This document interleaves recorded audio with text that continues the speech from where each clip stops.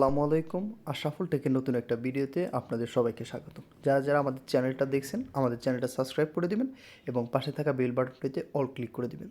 So আজকে আমি আপনাদের দেখাবো 2025 সালের যে ইসলাম ও নৈতিক শিক্ষা পরীক্ষাটা হয়েছে এসএসসির, ওইটার সলভ যেটা আছে এটা আমি আপনাদের দেখাবো। সো কথা না বাড়ে চলেন আমরা চলে যাই। এখানে দেখেন যে কুদুসি শব্দের অর্থ কী? কুদুসি শব্দের অর্থ হচ্ছে নাম্বার, পবিত্র। আপনাদের এখানে কিন্তু ডিফারেন্ট হতে পারে নাম্বারগুলো। আমার এখানে 1, আপনাদের এখানে 10-15 হইতে পারে। এবং এখানে কিন্তু সেট বড় গজে অ্যান্সারটা আছে, এটার অ্যান্সার কিন্তু দেওয়া আছে। সো আপনারা এখান থেকে নাম্বার মিলাবেন না, জাস্ট হচ্ছে এই প্রশ্নগুলো মিলাবেন, তাইলে আপনারা বুঝতে পারবেন আপনাদের কতগুলো হয়েছে। এবং 2 নাম্বার দেখেন, সর্বপ্রথম বিশুদ্ধ হাদিস সংকলন করেন কে? ইমাম মালিক।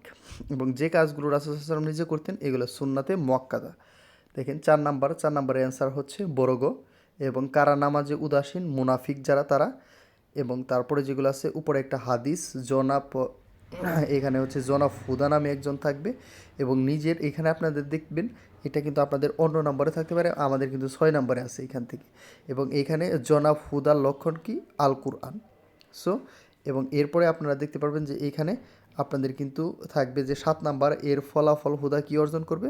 এটার উত্তর হবে 1 আর 3। সো এবং 8 নাম্বারে চলে যায়, মানুষ আরেকটা মানুষের প্রতি কতটি অধিকার আছে?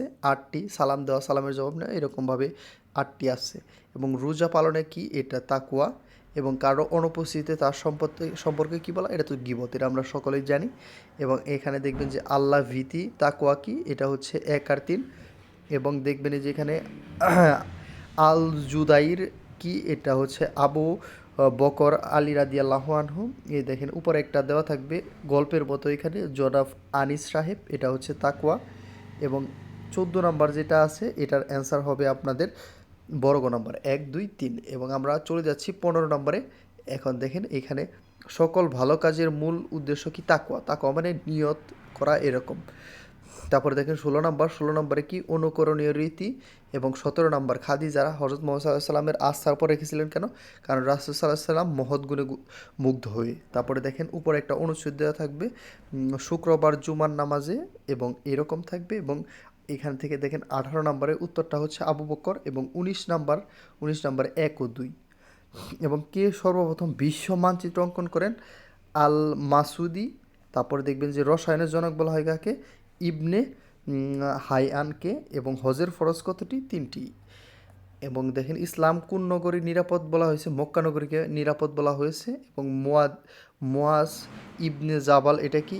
1 আর 3 হবে। কোন গ্রন্থ শাস্ত্রে বাইবেল বলা হয়েছে? কানুন। দেখেন। এবং ঈমান শব্দের অর্থ কি? ঈমান শব্দের অর্থ বিশ্বাস।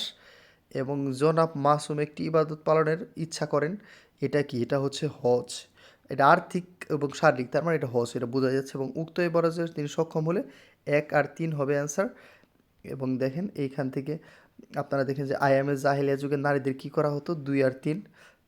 এবং এইখানে দেখেন হাদিস বর্ণনাকারী ধারাবাহিকতা কি? এটা হচ্ছে সনদ। আপনারা এখান থেকে আপনাদের এমসিকিউগুলো মিলাবেন, এখানে কিন্তু 100% কারেক্টগুলো দেওয়া আছে। এবং আপনাদের কতগুলো এমসিকিউ হইলো আমাদের কমেন্ট করে জানাবেন। সো আবার আপনাদের সাথে হাজির হব কালকে আইসিটির প্রশ্ন সলভ নিয়ে। সেই পর্যন্ত সবাই ভালো থাকবেন। এবং যারা যারা আমার ভিডিওটা দেখলেন এখন আমার চ্যানেলটি সাবস্ক্রাইব করেননি, আমাদের চ্যানেলটি সাবস্ক্রাইব করবেন এবং পাশে থাকা বেল বাটনটিতে অল ক্লিক করবেন। আবারও আপনাদের সাথে দেখা হচ্ছে নতুন কোনো ভিডিওতে। সেই পর্যন্ত সবাই সুস্থ থাকবেন, সুন্দর থাকবেন। আবারও দেখা হচ্ছে। আসসালামু আলাইকুম।